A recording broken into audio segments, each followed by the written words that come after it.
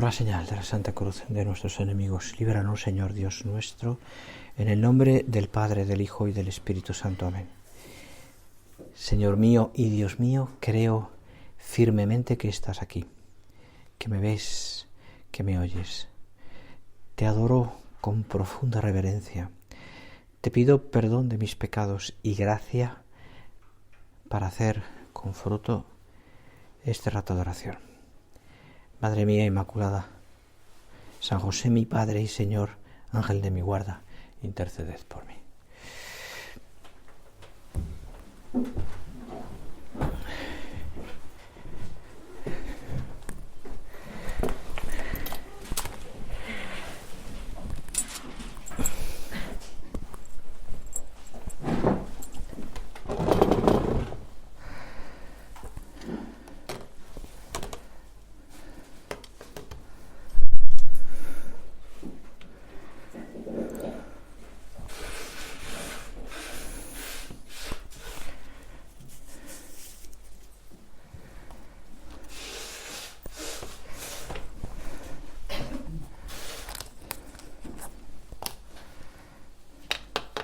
Digo yo que cuando uno recurre a ponerse almohadones en la espalda es que ya hemos empezado a declinar la vida ya, ¿no? Pero en fin, se ve que esto no es sencillo. Bueno, mirad, estamos este último día del curso de retiro. Nos disponemos a vivir estas últimas horas, casi todo el día, vamos, ¿no? Yo creo que estás en conexión, pero seguro que en tu casa no ha pasado nada, no se ha quemado la casa, los niños no están, seguro que están levantados ya, seguramente los niños a estas horas, pero en fin, porque tu marido lo ha hecho fantástico, seguro. Pero por eso te digo, me parece que es importante que nos centremos, ¿no?, en terminar muy bien estas horas del curso de retiro junto a nuestro Señor, que siguiendo un poco lo que estábamos hablando ayer, ¿no?, y anteayer, nos paramos ahora en ese ruega por nosotros pecadores.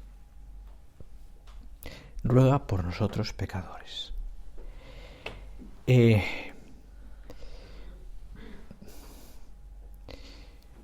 Nosotros siempre somos muy pedigüeños, pedimos siempre, ¿verdad? A veces incluso cuando hablamos de oración casi lo identificamos con pedir. Seguramente porque somos muy necesitados y porque para nosotros es importante, o sea, somos muy poca cosa, y entonces necesitamos siempre acudir a quien puede, a quien realmente nos puede ayudar, etcétera, etcétera. Y lo hemos hecho siempre, desde pequeños con nuestros padres, hemos pedido. Lo hacen tus hijos contigo también. Y lo hacemos también a la Virgen, nuestra Madre, porque la sentimos como lo que es, como Madre. Madre del Señor y Madre nuestra. Madre del Señor y Madre nuestra.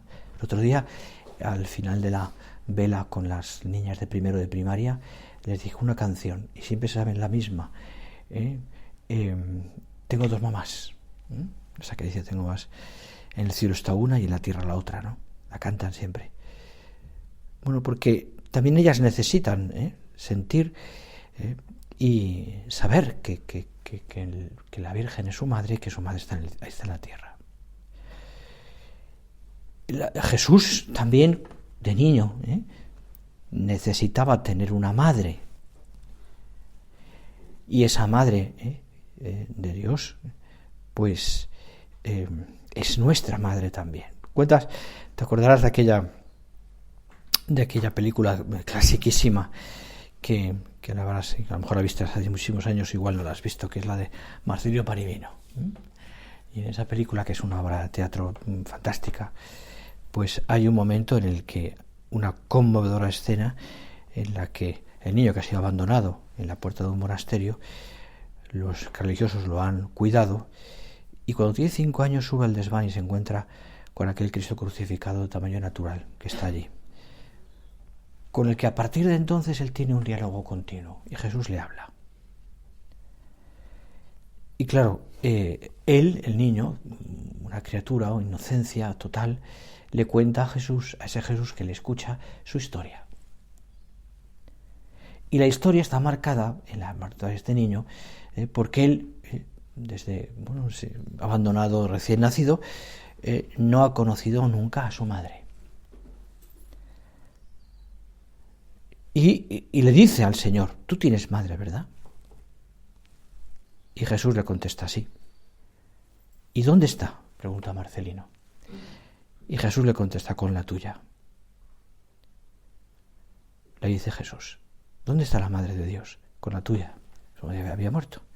Y entonces el niño le pregunta algo que para él era una incógnita, también. Y dime, Jesús, ¿cómo son las madres? ¿Cómo son las madres? Y entonces le dice: yo siempre he pensado en la mía, y lo que más me gustaría, le dice el niño, es verla, aunque solo solamente un momento.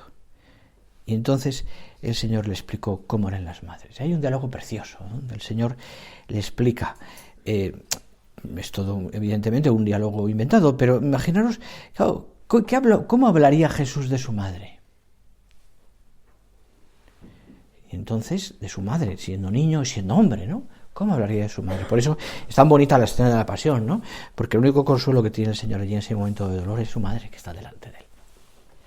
Y le habla el Señor a Marcelino de las madres: son dulces, son bellas, quieren siempre a sus hijos, se quitan las cosas de comer y de beber por dárselo a sus hijos, de abrigarles, etcétera, ¿no? ¿Qué no hará la Virgen por nosotros? Perdonad, abro el paréntesis, pues siempre lo cuento, pues de mucha gracia, ¿no? Todas, al menos las que habéis sido antiguas alumnas de Acacias, lo conocíais mucho a don Antonio Ortigueira. Don Antonio Ortigueira tenía un cariño por su madre, que murió siendo él, ya mayor, enorme, ¿no? Y entonces ya al final el pobre pues tenía perdido un poquito también el sentido de la cabeza, tenía un poco de, no sé si Alzheimer o demencia, pero un comienzo. Luego ya el Señor se lo llevó de otra manera, ¿no? Por una asepsia, etcétera. Pero recuerdo durante muchos años que estuve aquí al principio, pues era el director del centro de don Antonio, y entonces a él le encantaba el dulce. Era algo que le volvía loco, el dulce, ¿no? Y entonces, de hecho, la familia que le cuidó después, al final, ella es una experta cocinera de dulces, ¿no? De repostería, ¿no? Siempre decía: María, no lo des tanto, que si no va a morir el pobre, ¿no? Y entonces comíamos los lunes, los miércoles, los jueves, no me acuerdo qué día, los martes, juntos con más sacerdotes. Y entonces a veces la señora que nos ponía la comida, una mujer buenísima, muy buena, una madre, ¿no? Pues nos ponía fruta normal. Y entonces don Antonio, cuando me miraba yo al director, me decía: no hay postre, no hay postre, me decía, ¿no? Y entonces don Antonio: el postre lo tienes aquí, unas naranjas, unas manzanas, unos plátanos, esto no es postre. Mi madre no me ponía este postre. Y entonces chantajeaba totalmente, ¿no? Y entonces empezaba a hablar de su madre. Y me decía, se venía conmigo, me decía: es que tú no sabes que eres una madre no te puedes... Bum, bum, bum, bum. Y nos daba una historia, siempre era lo mismo, ¿no? Y al final le dije a María Teresa Camesella, que era nuestra administradora, una mujer buenísima, falleció, que a don Antonio siempre postre del otro.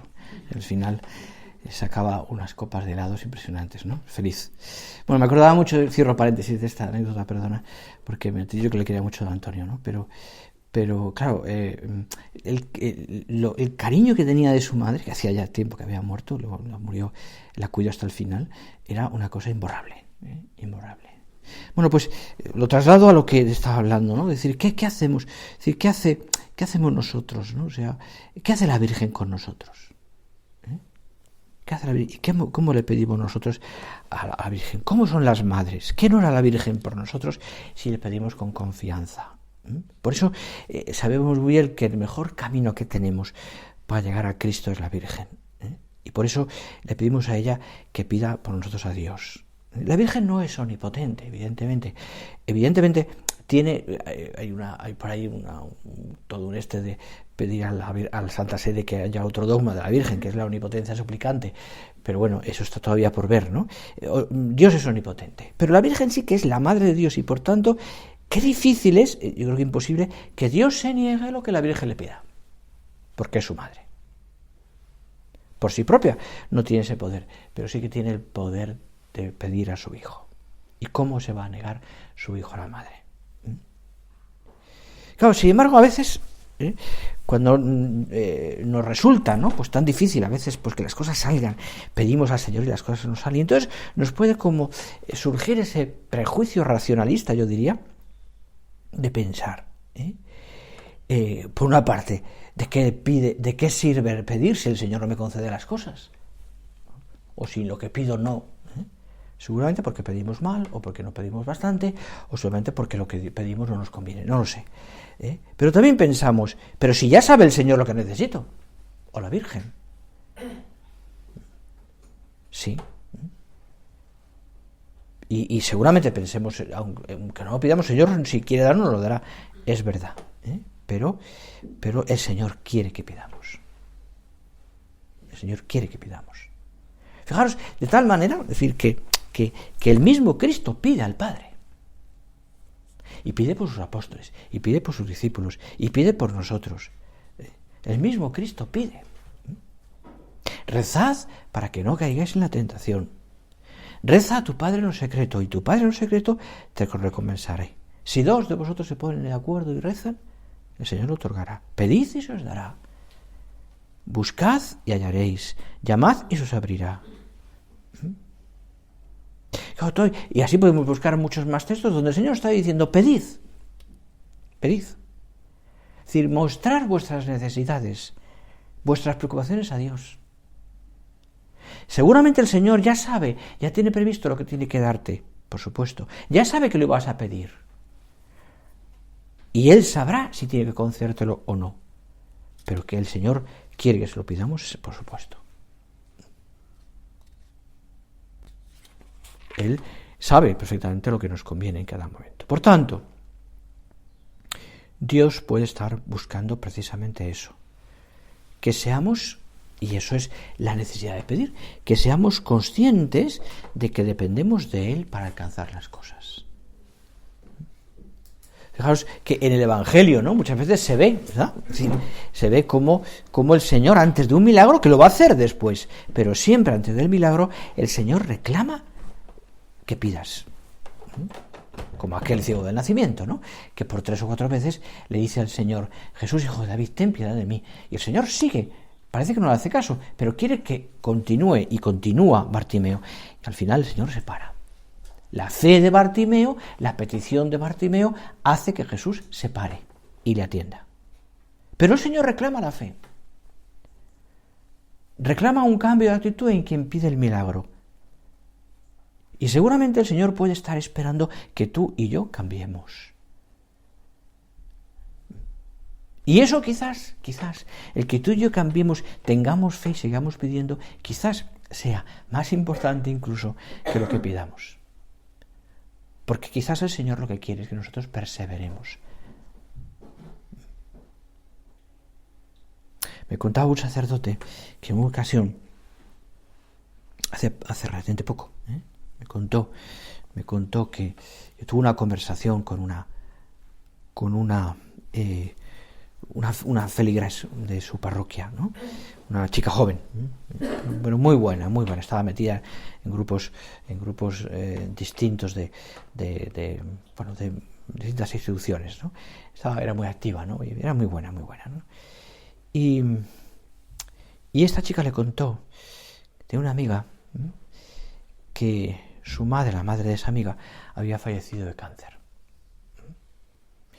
Yo creo que la amiga esta era mejor que ella incluso, ¿no?, por lo que te cuento.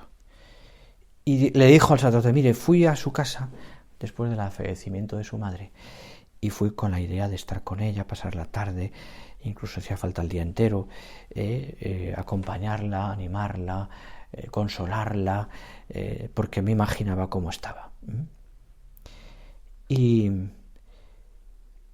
cuando llegó, pues evidentemente, pues esta la vio como estaba, ¿no? Pero se le sorprendió que no perdía la sonrisa. Entonces, la amiga a la que le había ido a consolar le dijo, mira, le dijo a esta chica, amiga del sacerdote, mira, no te preocupes. Estoy dolida, ¿no?, evidentemente, estoy con un duelo, ¿no?, por la muerte de mi madre. y además como ha sido, ¿no? Pero en el corazón estoy tranquila. Y estoy tranquila, decía, porque claro, a mí me impresionó mucho lo que me contaba. Dice, estoy tranquila porque sé que mi madre está con Dios. Y te voy a contar por qué, es decir, la razón. Dice, cuando se puso enferma mi madre,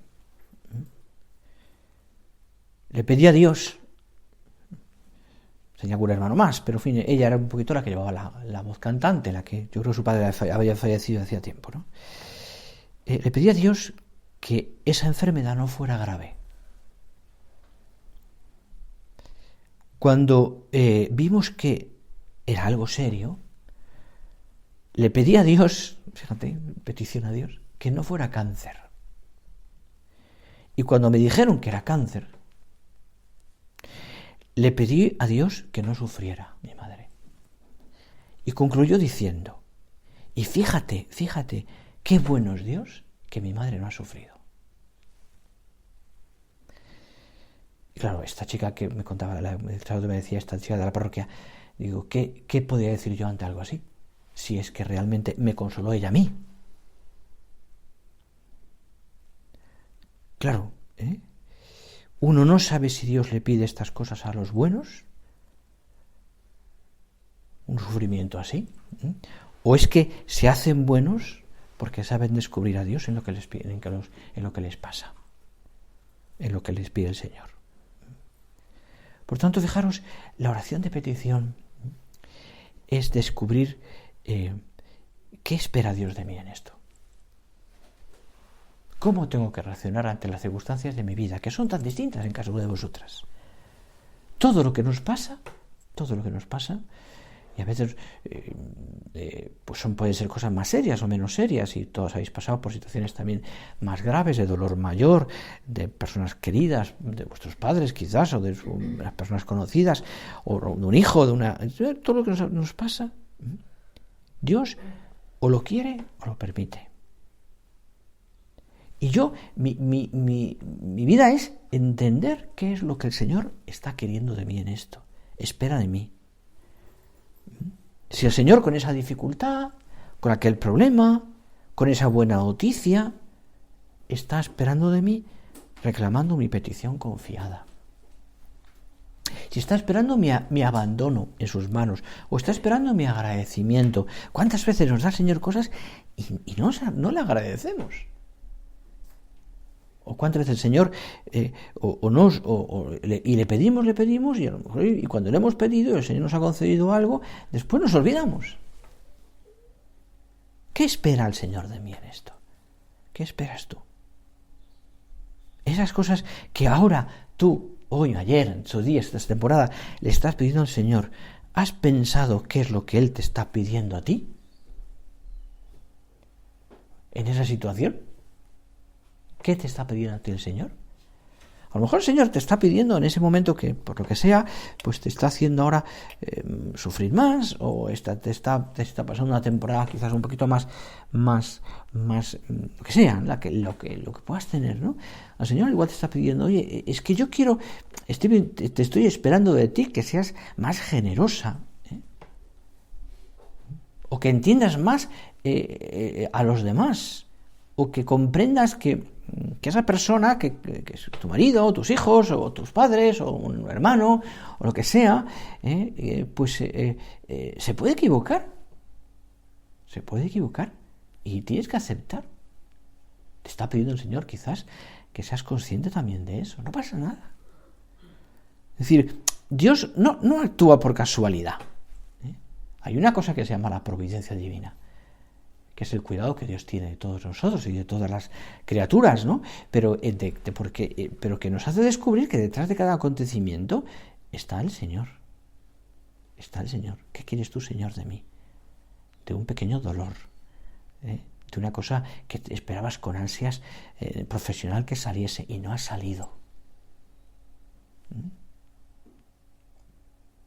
¿Cuántas veces me he encontrado con personas que se han pasado 2, 3, 4 años preparando una oposición y en el último examen, al final, ¡pum!, caen? Entonces uno puede pensar de que han servido 3 o 4 años.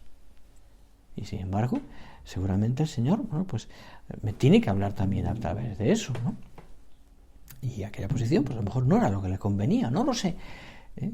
Las cosas no se escriben porque sí. Dios escribe, como me decía siempre mi queridísima abuela, Dios escribe, y yo habéis oído tantas veces, Dios escribe derecho con renglones torcidos, siempre. Entonces, el Señor muchas veces nos permite muchas cosas que no entendemos, ¿por qué este dolor? Muchas veces lo piensas, ¿no? ¿Por qué el dolor de los inocentes? ¿Por qué el dolor de una criatura? ¿Por qué el dolor de una catástrofe natural? ¿Por qué el dolor de una no sé, de lo que sea, ¿no? Estas cosas que a veces nos reconcomen interiormente, ¿no? Yo le leí una vez una homilía preciosa a Pablo VI, que fue un papa, San Pablo VI ya, que fue un papa que sufrió muchísimo, porque le tocó el cogollo, ¿no?, de la crisis de la Iglesia, ¿no?, de un montón de personas, de religiosos, religiosas, de sacerdotes que dejaron todo, ¿no? Un momento crítico, ¿no? Pues el dolor que sufrió el Papa. Entonces esto decía, ¿por qué? Y decía el Papa, ¿no?, en una homilía, como te contaba, el dolor de los inocentes. ¿Por cómo puedo entender yo el dolor de los inocentes? Entonces decía una cosa muy bonita, decía, esto es como una gran hilera de inocentes que sufren, pero hay que entenderlo porque mirando esa hilera, esa especie de columna de inocentes, lo explicaba así de esa manera, ¿no? El primero que está en esa hilera es Jesucristo, el primer inocente que sufre en el nacimiento, en el frío de Belén, que sufre que sufre también viviendo la pobreza en la miseria más grande, que sufre en el abandono de los suyos, que sufre en la traición, que sufre en la pasión, el primero que sufre es inocente, el primer inocente. ¿Qué significa? Venía ahora para acá oyendo en el coche el Evangelio de San Marcos, la pasión del Señor, ¿no? Preparando un poquito esto, y volví a escuchar esas palabras del juicio de Jesús, delante de Pilato, y todo aquel pueblo enfurecido por los levitas y por los sacerdotes del Antiguo Testamento que gritaban, crucifícale, crucifícale.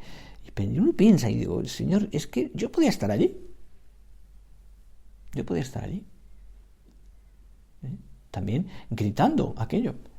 Es decir, a veces por mis propios hechos, ¿no? Es decir, el sufrimiento de un Dios por nosotros.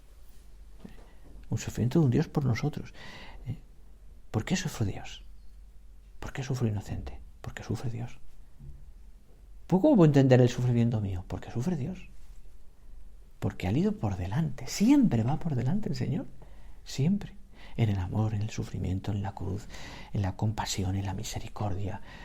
Siempre. Por eso tenemos que centrar nuestra vida en el Señor y no podemos dejar de mirarle a Él. Tú como madre de familia, ¿no? Cuando pienses en tus hijos, cuando tengas que corregir a tus hijos, que lo tienes que hacer, ¿no? Cuando tengas que manifestar el cariño, cuando tengas que llevar adelante pues a ese hijo que cuesta un poquito más, porque en mi casa siempre mis hermanos somos 10, uno de mis hermanos ya falleció, y siempre que falleció era como, perdonad que lo diga así, como la oveja negra, ¿no? O sea, siempre porque le costaba muchísimo estudiar, porque no sacó una carrera, pero luego tuvo un oficio que fue el que más dinero ganaba de todos, claro, porque era muy espabilado, ¿no? Y muy bueno, ¿no? Pero claro, el cariño de mis padres por él era especial. Siempre había celillos, ¿no? Como es lógico, ¿no? Pero era especial, es decir, porque siempre hay ese hijo que a lo mejor le cuesta más, y te desesperas, y luego ya no te digo nada cuando el hijo ya o la hija entra en la adolescencia, entonces ya apaga y vámonos, ¿no? Porque entonces ya nos desesperamos muchísimo más, ¿no? Bueno, pues el cariño tuyo. Tenemos que aprender a fiarnos de Dios. Podemos caer en el error, ¿no? Es decir, de personas que sí, que son creyentes, que van a misa, que se confiesan, que rezan, y sin embargo en la vida corriente, en lo diario de cada día, pues a lo mejor, Señor, no contamos contigo.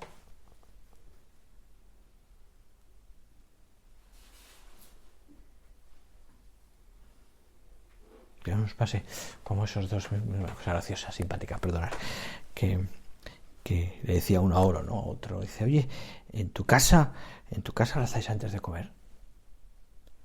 Le contaba, y dice, no es necesario, mi madre es muy buena cocinera, no hace falta. No hace falta, ¿no? Es decir, los días no nos rezamos, para que mi madre es muy buena cocinera, ¿para qué vamos a rezar, no? Es decir, que podemos vivir como si no necesitábamos de Dios, ¿no? ¿Por qué? Porque mis fuerzas, yo puedo, yo tengo, yo soy capaz, yo no. Y luego vienen los nervios, y si me equivoco, y si no puedo, y si me equivoco, y si tengo hierro, y si... Mira, nosotros como cristianos tenemos que plantear las cosas en Dios. En el Dios que es tan padre, ¿no? Seríamos tontos, perdonar que lo diga así, si no pusiéramos al Señor como intercesor, bueno, como al que pidamos a Él, y a la Virgen como intercesora. Seríamos tontos. Hay que pedirle y luego vivir con confianza, con optimismo. Si no, podemos ser pesimistas, o sea. En el fondo, pedir así y pedir al Señor así es vivir de fe, vivir de fe, confiando siempre en aquel que puede. Dios no te pide que llegues hasta donde puedas, sino, y piensa esto, que llegues hasta donde no puedas, a donde no puedas con tus fuerzas, hasta donde Él pueda llevarte. Ruega por nosotros pecadores. No te pide que llegues hasta donde tú puedas solo, sino hasta donde no puedas, pero ¿por qué? Porque ese tramo lo hace Él.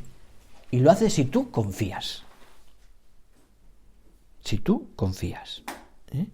Si pones fe solo en tus posibilidades, en tu poder, en tu capacidad, vivirás siempre con inquietud. Pero si pones tu confianza en Dios,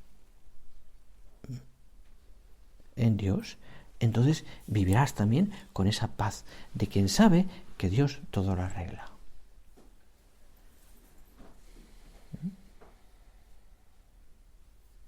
A veces es verdad, ¿no? Y ya no me da tiempo casi, pero bueno, a veces es verdad que Dios actúa permitiendo que muchas cosas que pedimos no salgan.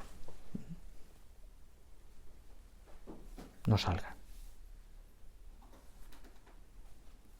Como te decía antes, ¿no? Entonces es el momento de pararse. Señor, ¿qué es lo que tú quieres decirme con esto? ¿Por qué ese proyecto familiar que teníamos con mi marido, con mis hijos, con tal, no ha salido?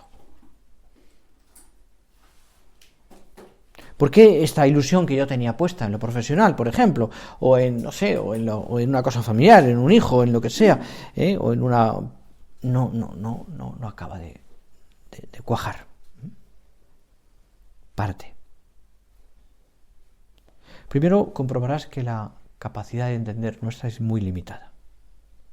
Quizás porque en ese intento de comprensión tuya de aquella situación no tienes todos los datos. Y lo que el Señor quiere es que no lo pienses tanto, sino que simplemente pongas tu confianza en Él. En Él. Mira, ¿te acuerdas de Marta, María y Lázaro? Una de las veces que Jesús va allí, a su casa, María, que es una contemplativa, se pone a los pies del Señor, es su amigo y se queda escuchándole. Marta, que era una activa, se pone a preparar las cosas para atender hospitalmente, de una manera hospitalaria, a quien ha venido. Y se produce un diálogo que está iniciado por el agobio del trabajo de Marta. ¿Y qué hace Marta? No se queja de que tiene mucho trabajo, sino que recrimina a su hermana. ¿Y por qué recrimina a su hermana? Porque no le ayuda. Y el Señor en ese momento, con un tono que yo yo pienso que tendríamos que haber estado presente para ver el cariño que encierra ese tono. No le echan cara a Marta que prepare las cosas, ni mucho menos. Sino le dice algo muy bonito y muy profundo. Le dice: Marta, no te olvides de lo importante. Lo importante no está en tus manos. Tú, que eres amiga de Jesús, es como si le dijera, ¿verdad? Dice, se lo dice de una manera, pero dice, no puedes vivir intranquila de un sitio para otro, porque tienes a Jesús en tu casa. Es como si le dijera esto, ¿verdad? Marta, no te agobies por muchas cosas, pero solo una es necesaria. Las dos son santas, que conste, las dos son santas. María ha escogido la mejor parte, no se le quitarán.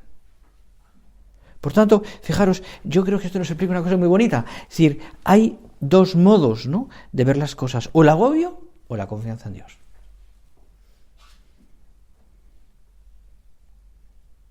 La parte que ha escogido María es de aquella persona que vive feliz sabiendo que no todo depende de ellos. Seguramente María se levantó y le ayudó, Pero el Señor le ha aprovechado esa situación para dar una enseñanza a María y a Marta, a las dos, y a ti y a mí también. ¿Qué es lo que yo concluyo de esto? Y acabo ya. Que abandones tus agobios en el Señor, que los compartas con Él.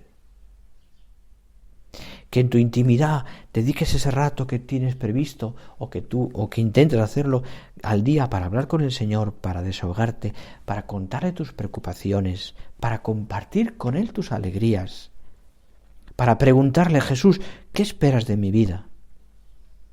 ¿Qué esperas de hoy de mí? ¿Qué esperas hoy de mí?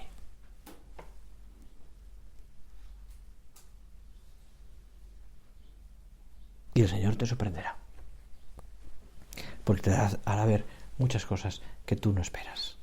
Sobre todo, y esto es lo más importante, el Señor te hará mejor. Quizás a lo mejor incluso el Señor no te concede lo que tú esperas, porque en ese momento no te conviene. Eso ya depende de Él. Pero sobre todo, lo que sí que sea cierto es que el Señor te hará mejor, te hará mucho mejor. Vamos a terminar la oración, este rato de oración, poniéndonos en la presencia, pidiéndole a la Virgen y a nuestra Madre, Santa María, y a San José, que nos ayuden a entender todo esto. Ellos vivieron en esa confianza de tener a Jesús con ellos. Ojalá nosotros también tengamos esa confianza absoluta y siempre concreta de tener a Jesús siempre con nosotros.